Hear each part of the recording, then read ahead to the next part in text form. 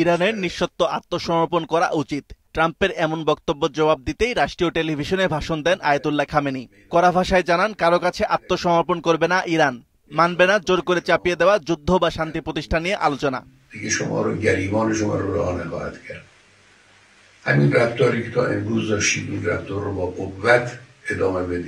মার্কিন president Donald Trump তার সামাজিক যোগাযোগ মাধ্যমে আরো বলেছেন, খামেনির অবস্থান সম্পর্কে যুক্তরাষ্ট্র অবগত আছে, এখনই তাকে মারা হবে না, তবে বেশি দিন ধৈর্য ধরাও হবে না। এর জবাবে খামেনি সামাজিক যোগাযোগ মাধ্যমে বলেছিলেন, ইসরায়েলকে কোনো দয়া দেখাবে না ইরান, অবশ্যই সন্ত্রাসী ইহুদিবাদী শাসনের বিরুদ্ধে কঠোর জবাব দিতে হবে। এদিকে ইসরায়েলের মধ্যাঞ্চলে মেরন বিমান ঘাঁটিতে ক্ষেপণাস্ত্র হামলা চালিয়েছে ইরান। হামলায় বিমান ঘাঁটিটি ক্ষতিগ্রস্ত হয়, সেখানে আগুন জ্বলতে দেখা যায়।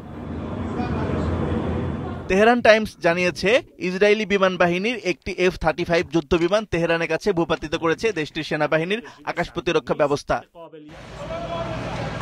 পাল্টা জবাবে রাজধানীর উপকণ্ঠে ইমাম হোসেন বিশ্ববিদ্যালয়ে হামলা চালিয়েছে ইসরায়েল। এই বিশ্ববিদ্যালয়টির সাথে অভিজাত বাহিনী ইসলামিক রেভলিউশনারি গার্ড কোরের সদস্য নিয়োগ করা হয় বলে ধারণা আছে। ইরানের অভ্যন্তরে বিভিন্ন প্রদেশ থেকে ড্রোন তৈরির কারখানা এবং ড্রোন বহনকারী যানবাহন শনাক্তের কথা নিশ্চিত করেছে দেশটির পুলিশের মুখপাত্র সাইদ মাহাদি। ইসরায়েলের সাথে চলমান সংঘাতের মুখে ইরান থেকে নিজ দেশের নাগরিকদের সরিয়ে নিতে শুরু করেছে চীন।